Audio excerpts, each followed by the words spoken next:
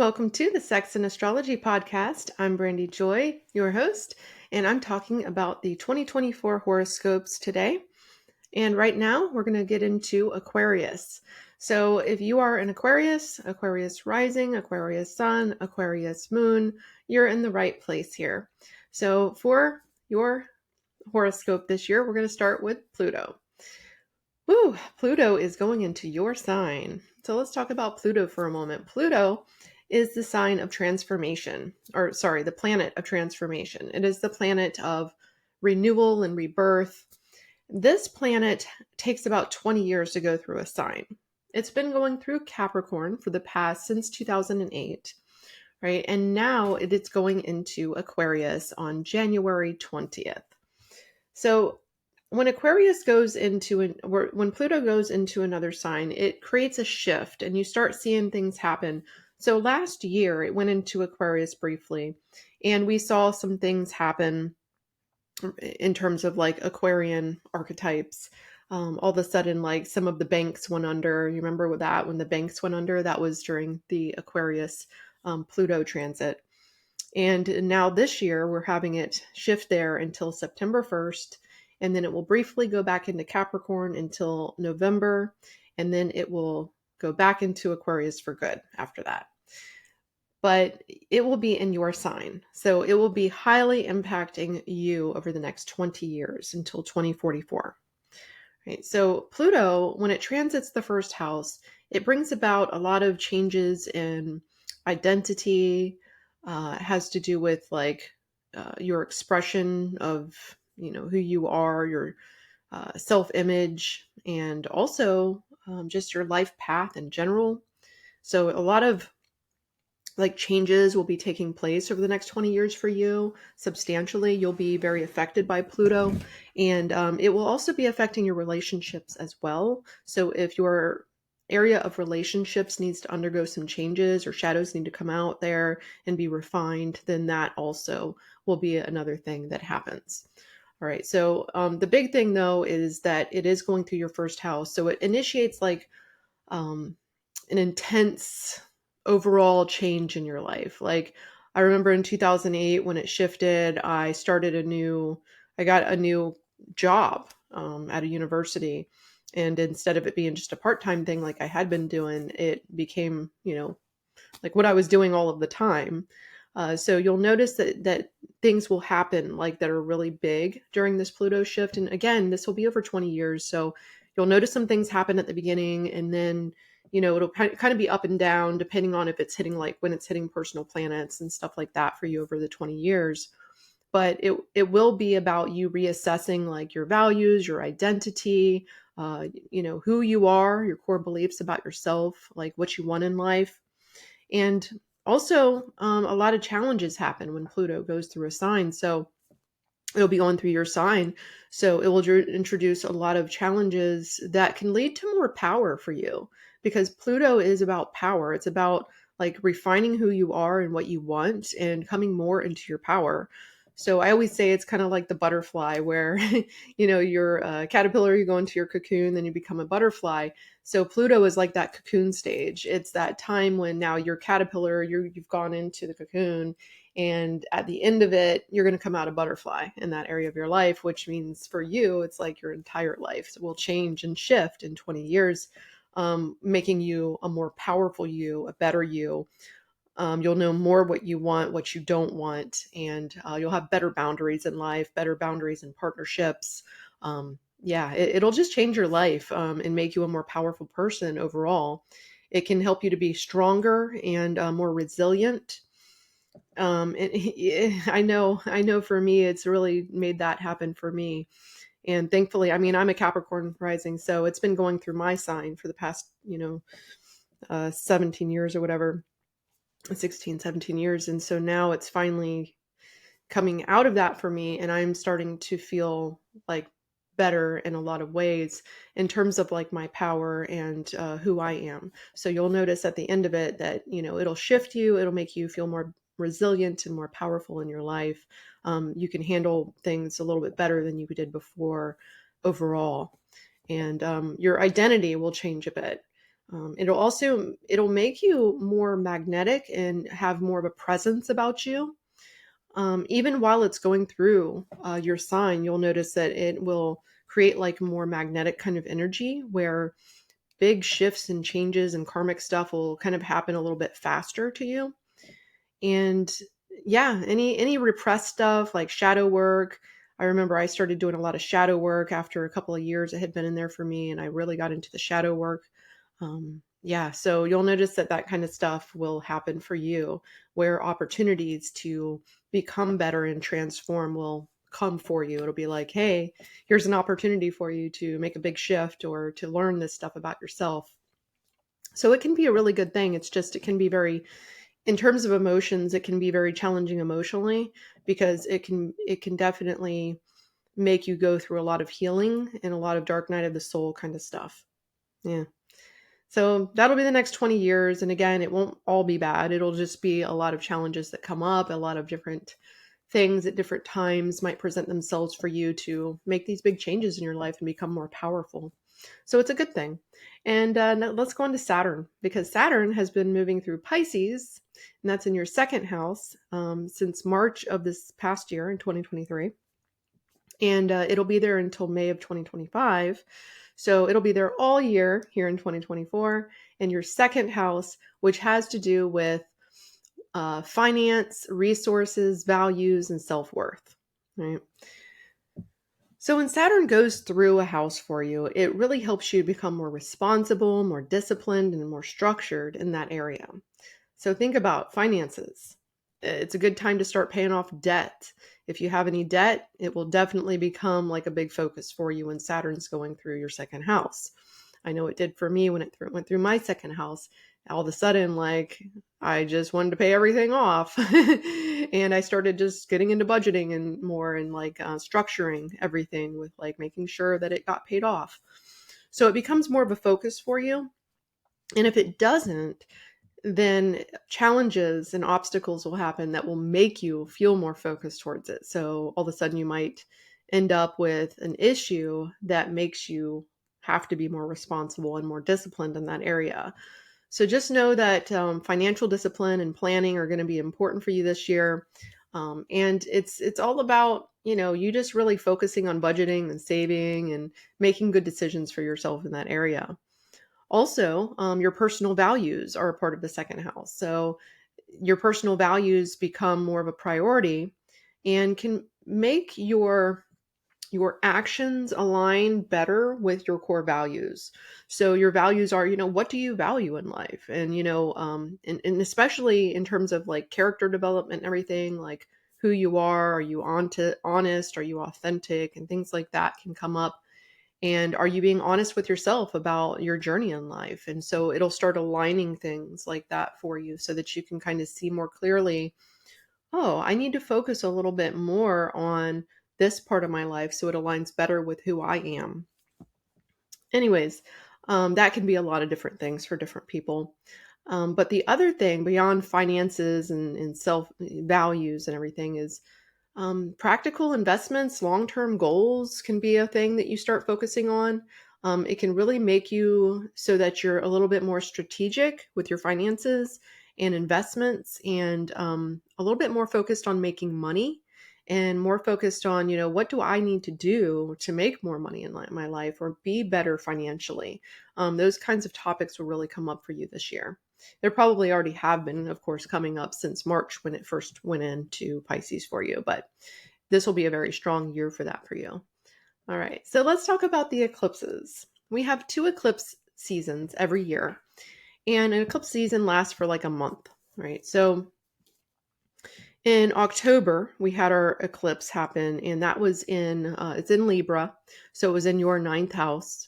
And we have the next chapter of that one, that Libra eclipse, happening in March of this year. So March 25th, we have another Libra eclipse in your ninth house. So let's talk about what that means. When an eclipse happens in your ninth house, it brings about a lot of changes and illumination and realizations in the realms of like higher mind, travel, philosophy, your belief systems, spiritual awakening, and spiritual exploration. Developing your truth, who you are. And it can also be about higher education if that's something that you're interested in.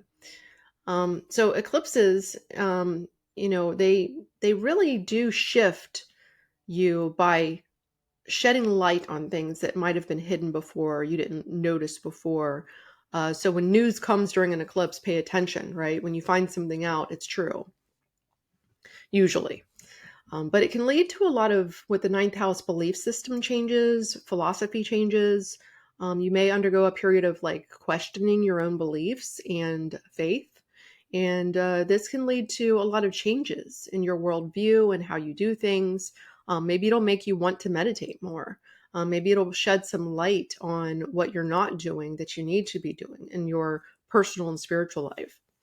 And you could also end up on a new educational journey during this time. I know I did. I jumped into, with the eclipse in my ninth house, it made me go to school for something, right? All of a sudden, I realized that, oh my God, like, yeah, I need to do this. I need to go back and get some more education here.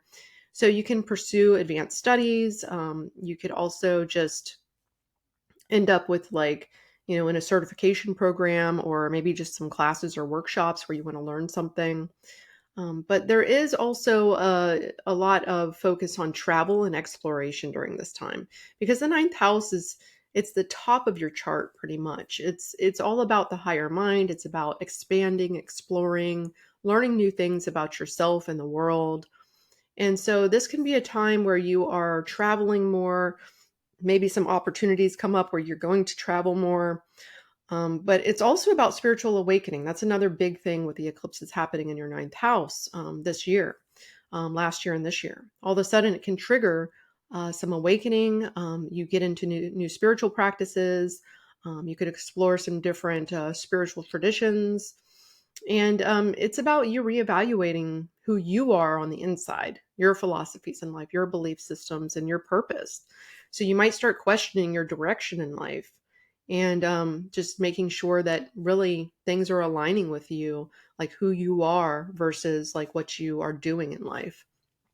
Are you, somebody that is more of an agnostic, but you go to a Christian church every Sunday and then you realize, you know what? I don't think I'm going to go to church anymore because I really rather meditate. Something like that might happen.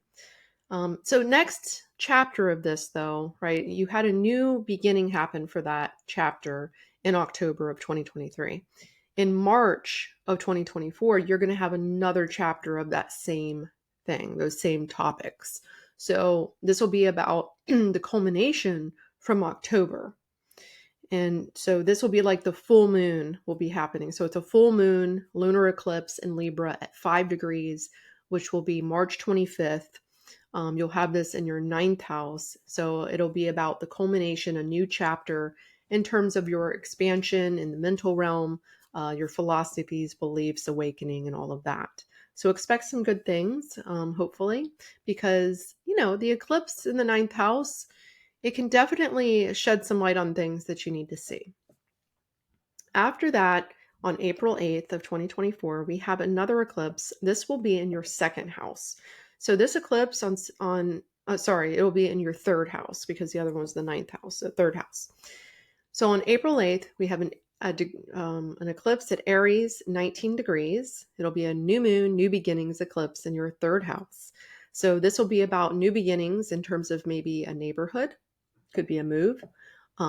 It could be a new beginning in terms of skill development. It can be a new beginning in terms of car, vehicle.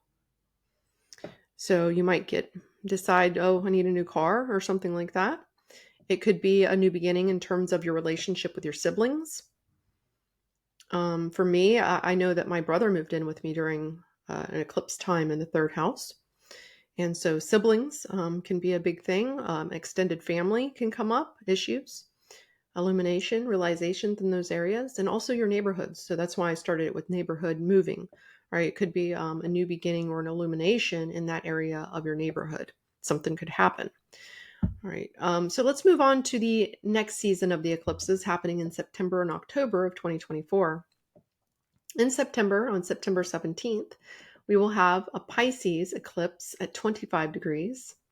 So that will be a full moon lunar eclipse in Pisces at 25 degrees in your second house along with Saturn. So we were talking about Saturn going through your second house of finances and personal values, self-esteem, self-worth, self-love. So Saturn is slowing you down in that area. And now the eclipse is going to happen in September in that same area. So that eclipse is going to illuminate that area for you even more. So now that you're working on it, right? Or if you're not working on it, the eclipse will definitely make you realize you need to work on it. Definitely focus on your second house. Your second house, again, personal finances, budgeting, savings, working on your self values and making sure that things that you're doing align with who you are. So yeah, anyways, the final eclipse will be on October 2nd, and this will be another Libra eclipse in your ninth house of the higher realms of spiritual awakening and philosophies, beliefs, and travel. And so October 2nd, we have an eclipse. It's a new moon, new beginnings, solar eclipse at Libra 4 degrees in your ninth house. So this will be the next chapter of that same kind of thing, where it's again focusing on your ninth house of higher education, learning, and expanding your mind. Okay, so the final rough thing we're going to talk about before we jump into the good stuff is Mars retrograding at the end of the year. So from December 6th, 2024 until February 23rd of 2025, we have Mars retrograding. And Mars retrograding, I like to mention this because I think it's really important to focus on relationships, right? I'm a relationship astrologer. So Mars retrograding in Cancer and Leo will be happening in your 6th and 7th house. So when Mars retrogrades, Mars really likes to go forward, right? Mars is action.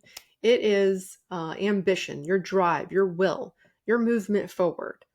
And when it is retrograding, it's not super happy. It makes you reevaluate things in this area. It'll make you feel agitated in this area. And so Mars will be retrograding in your house of relationships and partnerships, the 7th house.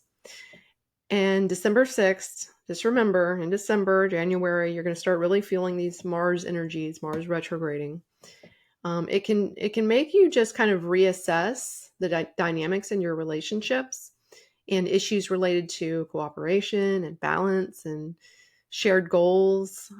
So things like that will come up. And if there are any unresolved issues or things that need to be talked about, a lot of times they'll come up automatically during a Mars retrograde. And that's a good thing. But just know that if you do get into a tension or a conflict with somebody, it can last a lot longer than you would think it would. You might think, oh, we'll just talk about this and resolve it. It can be an issue that kind of blows up a little bit out of proportion during Mars retrograde, but it doesn't have to. You just have to really work with it and deal with it. But these are usually unresolved agitations and issues that are underlying things that are already there.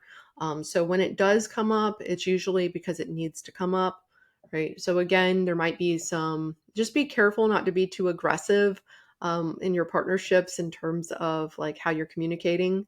You could come off a little bit more agitated than you even realize that you are. Sometimes when Mars is retrograding in our 7th house or in our 1st house too, which is, the self, it can make you come off in ways that you don't realize. And it can make you kind of snap at people a little bit sometimes. It can make you more reactive. So you want to just be aware of that and, think before you speak. That's all. Think before you speak. So Mars will also be retrograding in your 6th house. And so this will prompt you to reevaluate your work dynamics and your daily routines in life. It'll make you so that you are focusing a little bit more on your work relationships. And it can definitely provide a lot of challenge in work. It can make you feel like a little bit more, if there's any issues at work, it can make you a little bit more aggressive in that area. It can make you feel a little bit more like go, go, go in that area, a little bit more agitated. And so you just want to be careful with that and know that your career could be affected. So just be aware the agitation that Mars retrograde causes everyone. So it's not just you, it's everybody during Mars retrograde. You also want to focus on your health and well-being because Mars retrograding in your 6th house has to do with work, daily habits, and health. Okay. So this can be a time when you need to take a closer look at your routines and health, like your physical routines, your mental routines and health. Are you meditating? Are you doing something to de-stress? You might want to start considering changing, maybe a diet or an exercise routine, or stress management in some way might come up. Right? This is a very good time for addressing health-related issues because Mars will be retrograding, so reevaluating this area of your life. And it's a good time to implement new wellness practices and establish healthier habits. And it's a good time to meditate. So Mars retrograding your sixth house can be good for you kind of making sure that you are taking care of yourself, right? But it can, again, remember, it can bring unresolved issues or conflicts to the surface, especially in terms of your partnerships, relationships, and workplace. So be aware of that and make sure you're meditating so that you're not as reactive. Okay, so now that we talked about the more challenging aspects for the year, let's talk about the good stuff. Let's talk about Uranus retrograde. It's not really the good stuff, but let's talk about your fourth house. Okay, so your fourth house has Uranus in it. It's had Uranus in your fourth house of family and home, and also your like emotional well-being. It's been in your fourth house for about 5 years because it takes 7 years for Uranus to go through a sign. So it's been going through Taurus for about 5 years, and it has another couple years left. So it's been going through your fourth house. And Uranus going through your fourth house, you could have a lot of unexpected things happen to you in terms of home and family. And so unexpected moves, unexpected renovations. You might all of a sudden feel like you need a little bit more freedom or independence in your life. Within your home and stuff. Maybe you want your own room all of a sudden. You also might want more unconventional living arrangements with Uranus going through your fourth house. You might want more of a non-traditional lifestyle at home. So this all has to do with your home, which is internal and external. There could be a little bit of an issue been going on for these past 5 years in terms of your family dynamics, your family structures, the roles in your family, your relationships in your family. And Uranus, it really promotes like liberation. So emotional liberation has been going on for you probably. You might be exploring new ways to process your emotions, breaking free from old emotional patterns, doing some shadow work and things like that.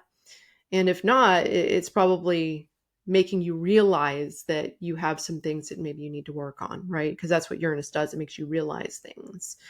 And it can create crisis in that area if you're not working on it. This transit, though, it definitely encourages unconventional approaches in terms of home, family, and emotional work. So it's a good time for self-discovery, right? And so this, again, is going on for another couple years. But I want to mention a couple of things here. First of all, Uranus has been retrograde since August 28th of 2023. And it will finally end its retrograde on January 27th this month, 2024. So it's been about, 5-6 months of a Uranus retrograde in your fourth house, which means that a lot of times people feel a very stuck energy when Uranus retrogrades in a house. It's like all of these, crises might have been happening or realizations were happening. And then all of a sudden it's like, oh, I feel kind of stuck in this area, right?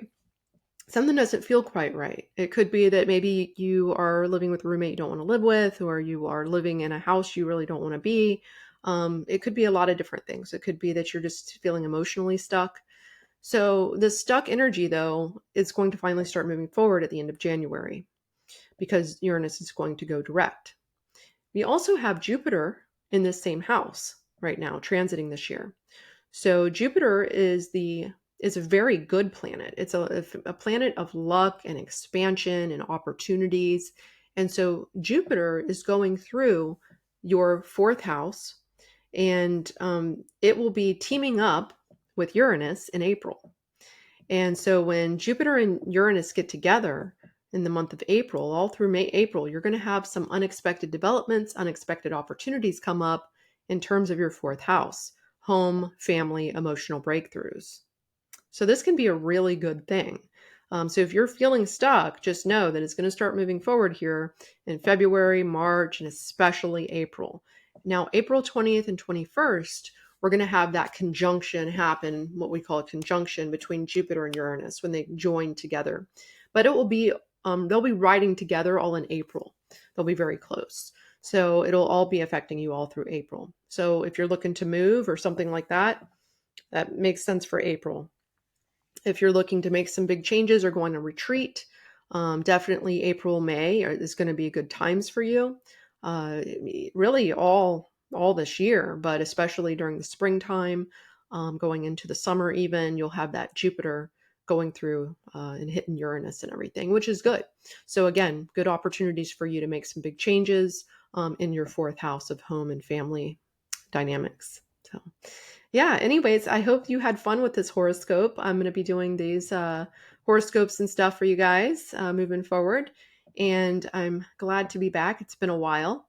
If you want to download my love and sex astrology guide, it's on my website at brandyjoy.com. And I hope to see you next week. I will be doing this podcast regular now. So thanks so much for joining me, and I will see you soon.